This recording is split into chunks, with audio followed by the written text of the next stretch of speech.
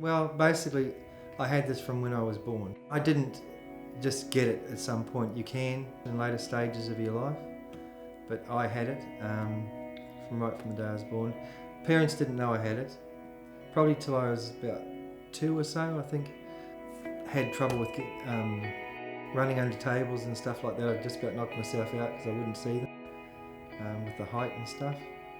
None of my siblings have it. I'm the only one with it. But it has deteriorated a lot. I never really knew sight seemed normal to me, I suppose. That's the best way to put it. Just like everybody else. I knew I had an eyesight problem, but I didn't know the severity of it. I think in my early 20s I found out what it was, and then I actually was told that I was legally blind, and that's probably when it really hit home.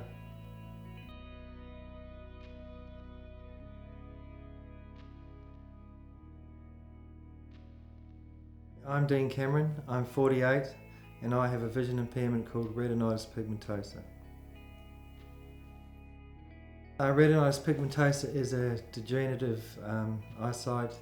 It affects the rods and the cones. You usually lose your rods first and your vision narrows. Over time you'll lose your colour perception and a high percentage of your central vision. I have light perception in my right eye, which is just a haze, and I have 2% just with shading, shadows and stuff like that. If you get a glass of water and drop a cup of Aspro in it and try and stare through it, the haziness, the instability of the glass is probably what I do see out of the eye that I've got working. I mean, I had the same bringing up as anybody else. There was no, I was just like everybody else in the neighbourhood. I did everything the other kids did. My family treated me the same as all the other siblings. I rode motorbikes, rode push bikes, went dirt riding. I could have easily had parents that said, let's wrap him up in cotton wool and let's not let him go out and do this because he's got an eyesight problem. I can say I was a really lucky person to be able to go out and do those things and be treated just like all the other kids and do everything else. I think that is probably one of the best things that ever happened. There was things that I knew I couldn't do. My brother got his licence at 15 and I knew I wasn't going to get my driver's licence because it was just something that I'd accepted, that my eyesight was not good enough to go and even sit it. And I got a push bike instead of a car, so I knew it wasn't going to happen. I just wasn't ready to, I had to accept it. So Donna is the lady that I'm married to now. Donna does things that a lot of people probably wouldn't do, like riding a tandem, which she was never someone that was sporty. When we first met, Donna was riding a bike, this old clunker thing that she had, and I said, well, how about we get a tandem? And that's basically how the whole tandem thing started off, and we got off and going with the kids, and that's basically how it all started off. Being someone that's willing to go out and do the stuff that she does. A lot of people wouldn't do it. It's a big thing to get on a bike and do 60k an hour going down a hill and around a corner and get pushed and yelled at to go faster and just do the stuff that I want to do the sacrifices that she does and push me to do better, because as much as I want to go out and do the stuff, Donna wants to see me do it. So that's the way she supports, and there's certain people that don't worry about these sorts of things. Let's put it that way. They accept it. That's it. It's not something they look at. They don't see an eyesight problem. They see someone that they care about, and I suppose that's the best way to look at it. Donna is Donna. If you've met her, you'll know what I'm saying about that. I'm lucky to have her. She does brighten up my life, and I am lucky to have her.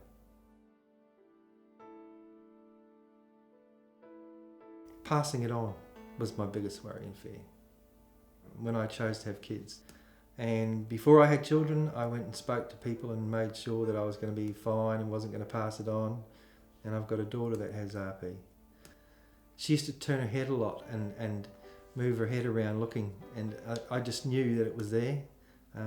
As we started to figure out and work out that she actually had it, we started doing our own tests, with getting her to recognise dolls and that from certain distances and stuff, and we just knew that, finally figured out that she wasn't seeing what she thought she was seeing, and I shouldn't have passed it on, but yet I passed it on to my daughter.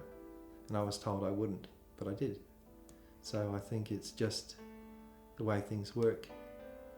And you either live with it or you sit and stew on it. So you've just got to get on with your life, and that's how you have to set your mindset.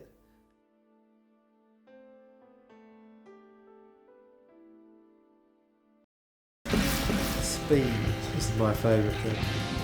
The speed you pick up is just phenomenal. It's great.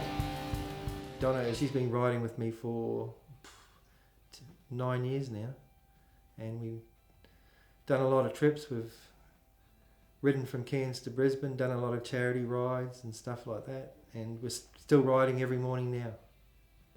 We get up at 3:30 and we're out the door by 4:45, and we do a 40k ride in the mornings, and we try to get a 100k ride in on the weekends as many times as possible.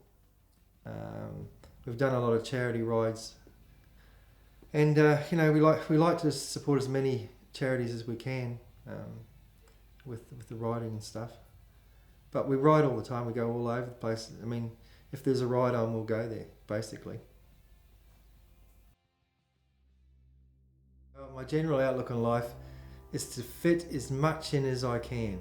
That's what my general outlook on life is, to do as many things as I can to make it easier for people with disabilities like me to get involved in sport and open some doors up for them where they're getting blocked, I suppose, at this point in time. That's what I'm focusing on right now. I'm getting a fair bit of support at the moment to do what I want to do. I'm getting a lot of support from Cycling Queensland, but there is still barriers that I have to work around, and I hope to. Just need to open up some minds, that's all. I don't think vision impaired people actually have too much to worry about. I think they'll always push forward. It's other people that need to be a bit more open-minded, I think.